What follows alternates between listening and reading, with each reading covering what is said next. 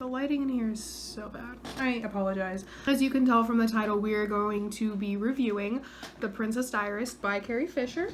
I read this book in about 5 hours, like yesterday. So, still pretty fresh in my mind.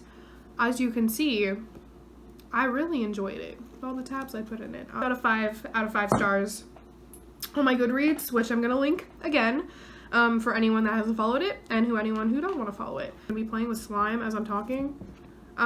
This is honestly just like a me thing. I don't make slime. This is slime I got at like Five Below. It just gives me something to do while I'm talking, and you know, why not? No sort of purpose at all, unless you like looking at it, which you probably don't, but whatever, it's fine. Princess Diarist is a memoir by Carrie Fisher, about her time filming Star Wars. I'm gonna be honest, I bought this book. I bought it on Amazon. I Amazon primed it to my parents' house in like a day. So I would have it when I got here for my self-isolation period. I ordered this book mostly because I wanted to know more about the affair between Carrie and Harrison Ford. I feel like a lot of people read this book for that reason, but I got so much more out of this book than just that. It has definitely, it's one of my favorite books for sure now. It's about her time while she was filming Star Wars. So the book starts out with her, like, the audition process. If you haven't heard the story before, which I didn't, so this was all news to me. She talks about, like, what it was like to audition, what she was doing before that, kind of briefly stuff about her mom, and like how she was raised and how she didn't want to be an actress. She didn't want to go into show business because it's not a reliable career choice. Went to drama school for a little bit and stuff like that, which, hey, me too, sis. I went to drama school. I'm supposed to graduate with a theater degree in May, but we'll see if that even happens, but that's beside the point. The beginning of the book was about that. It wasn't for very long, a couple chapters.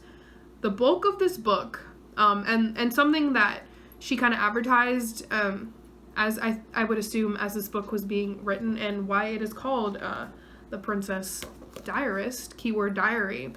She has diary entries in here. So she kept a diary during the filming of the first Star Wars. I don't know if it was through all of them. I'm not sure, but most of it deals with the first one. So like you can kind of see right here some of the diary entries. So like the main book looks like that, like a regular book, and then you get to the diaries, the diary entries, and it's stuff like this. So that is in here. That takes up a lot of the book, and also so does her story about her and Harrison Ford. I was surprised at how much it took up of the book. Wasn't complaining because it was, you know, that's kind of why I wanted to read it. I wanted to know what happened exactly. I'd only heard bits and pieces of it. I really want you guys to read this book. It gives such an amazing insight to someone that I have so much respect for. And if you guys didn't know, I've mentioned this before, but I just recently became a Star Wars fan in the last few months. So I didn't know a lot about anything Star Wars, including the people that were in Star Wars. I knew when Carrie Fisher died, it was very sad. And I felt, I was sad as well because, you know, I knew who she was, I knew who she played, I knew who Princess Leia was and all that stuff. And I had seen her kind of interact with, like, social media and stuff before, and I knew she stood for a lot of great things that I agreed with. She was just so, like, unapologetically herself. And I really respected that about her. I always liked that about her. This book kind of gave me more of an insight to that, and she was just amazing. She really honestly was, and I regret, you know, not getting into Star Wars before, you know, her death and all that stuff, because she just seemed really like a really great person. But anyway, off on kind of a tangent there. She talks about the affair that her and Harrison Ford had during Star Wars. She was 19 at the time. He was 33. So, a bit of an age gap there, but it was in the 70s, and like, you know, she didn't really see, I mean, obviously there was issues with it because he was married and had 2 kids. But the way that she talks about the affair is something, it's it's something that she had to be so brave to write about. She even says that in here. She's like, I'm writing this now because I know after I die, someone's going to try and, you know, misconstrue everything and get everything wrong. And she wanted to get everything right out while she still could. And it's, this book was written right before she died. So she wrote it kind of just in time. She was really worried about, that whole affair kind of getting blown out of proportion and stuff like that. But you know, she wrote it. She wrote it before she died, and she wrote it beautifully. She was obviously way more interested in him than he was in her. And that's evident in not only the chapter about the two of them, but her diary entries. She writes about him in such a fascinating way. And I had seen a diary entry she had written about him before. I saw it on Twitter a few months ago, and it just blew my mind how she writes. Like, she just writes so beautifully, and she was only 19 at the time. And she writes in a way that just, it's full of emotion and, you know, things like desperation and not knowing what exactly is going on in your head and how to process everything. And she was 19 at the time. Like, I feel like we have all been there in our lives at some point. And her way to kind of get all of that out without speaking to anyone, because she really didn't have anyone to talk to during this time. And she was in London, in England, filming Star Wars for 3 months, and she didn't have her family, she didn't have any friends. She had him, and she wasn't going to talk about him with him because he didn't want, there's nothing to talk about. He didn't want to talk about it. So she wrote it all down in her diary. It is just, it reminds me of myself because I also have to like write things down to get them out of my head. It kind of reads, some of you guys who have those fake Instagrams, those Finstas, where you just kind of like vent and you word vomit all of your fears and worries and everything that's going on with your life down onto there. Her diary entries are kind of a version of that, and that sounds weird, but like it's true. If you read it, you'll probably agree with me. It was just kind of her way of getting everything out, and you know how everything feels like the end of the world when you're 19. Like, it just does. When you're that age, everything feels like the world crashing down on you. And honestly, the things that she was dealing with at the time, it's a lot. You know, like, she was 19, having an affair with this married man, and she was, I would assume, I don't know this for sure, but it sounded like she was infatuated with him. I would call it love, but I don't know that it was. I don't know that she was in love with him. I feel like it was more of she wanted attention, and she wanted it from him because he was such a challenge to deal with. The way that she describes Harrison Ford is probably, it's something that a lot of people don't really like, because they feel like it kind of portrays him in a way that's not very nice, or, you know, stuff like that. But maybe he wasn't nice, you know, like, we don't know. And like, I don't know Carrie Fisher, so like I wasn't there. I wasn't even thought of. My mom was like 2 at the time that Star Wars was being filmed. Like, you know, it's something that I'll never quite understand.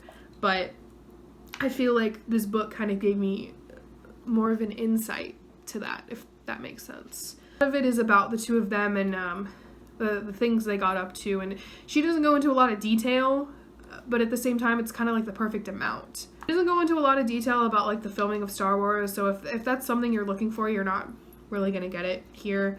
I think it's just a beautiful insight to a girl who was kind of swept into such a hurricane of a situation so fast, and kind of an insight onto how she dealt with it. Diary entries are, not all of them are about Harrison, but a lot of them are, and you can kind of tell that. But she also writes poetry in here, and I'm a slut for some good poetry, and she has some good poetry in here. Now, probably a lot of people probably are gonna look at it and be like, yeah, this is amateur at best, but like, I feel like poetry is an acquired taste, and it's something that, like, you know, a lot of people disagree on, just because the structure of poetry changes so much. It's the same thing with like novels. Like writing is an art form is very different for everyone.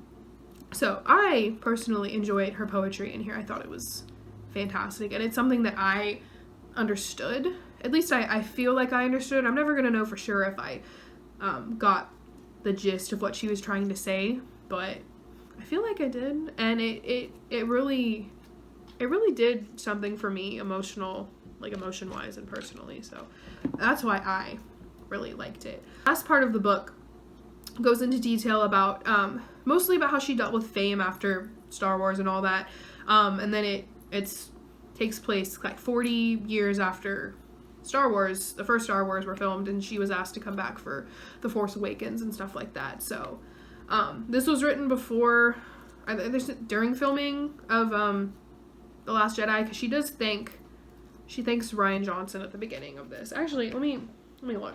Lucas, Harrison Ford, Mark Hamill, Arvin Karst, I don't know who that is, J.J. Abrams, and Rian Johnson. So literally right before she died, she got this book out. So she talks about that. She talks about the struggle of dealing with fans, and she never talks bad about fans. So if you're afraid of that happening, she doesn't. I mean, fans kind of suck, and Star Wars fans kind of suck. So, you know, it's okay. Not all of them suck. And she says that. She's like, look, there's good ones and there's the not so good ones. So, like, kind of to deal with things as it goes. She doesn't really talk about her struggle with, like, drugs and addiction and all that stuff, and her mental health. Like, she touches upon it briefly, but she doesn't really go into detail about it. This book really hit home for me because I felt like a lot of the stuff that she was going through was kind of relatable, even though I am not a celebrity and I have never been in a Star Wars movie. I'm never going to be catapulted into, like, that realm of fame, but the emotions that I felt while reading her diary entries especially, I felt like they were ones that were still relatable. Like, again, those things that you feel when you're a young adult, you don't even have to be 19, you can be my age. I'm 23, and I was still feeling the things that she felt. These words were causing, you know, emotional responses out of me, and that's something I always look for when I'm reading. Like, if I don't get an emotional response out of it, then what's the point? I feel like art is supposed to make you feel something. Books are supposed to make you feel something. Words are supposed to make you feel something.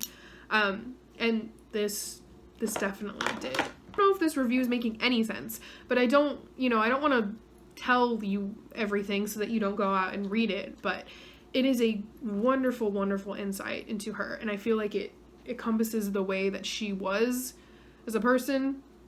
I would have loved to meet her. I feel like we really would have gotten along. Still encourage you to read it. It's not long, again, so it's about 250 pages or something like that. Not it, 238 pages. Not that long at all. If you're bored during your self-isolation period, get this book. It was like $10 on Amazon. If Amazon is still open in like a week. You know, I don't know what's gonna happen.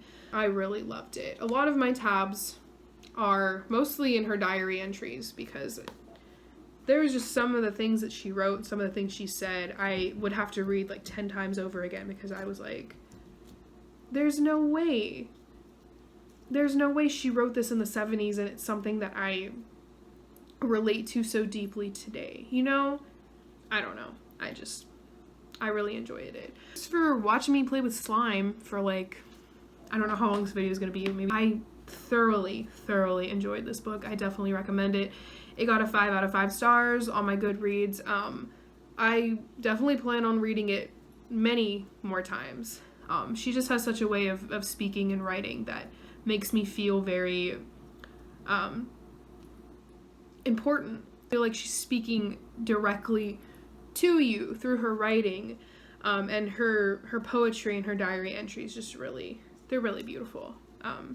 Really like them. Even if you go and look some up online, if you don't want to read the book, you look at some of her diary entries. I definitely recommend it. She had such an amazing gift and such an amazing soul, and I feel like that's all encompassed in this book. So end of the video, I adore Carrie Fisher. I miss her every day. This book made me miss her a lot more. But I don't regret reading it at all. Like, it was fantastic. So definitely recommend. Thank you guys so much for watching. If you liked it, leave a like, comment if you want, subscribe if you want. I'm gonna leave my Goodreads and my Twitter. Probably be bored during these next like few weeks of self-isolation. Again, be safe out there, wash your hands, be smart, don't go out unless you absolutely need to. It's our responsibility to try and curb this while we can, so keep that in mind. Thank you guys.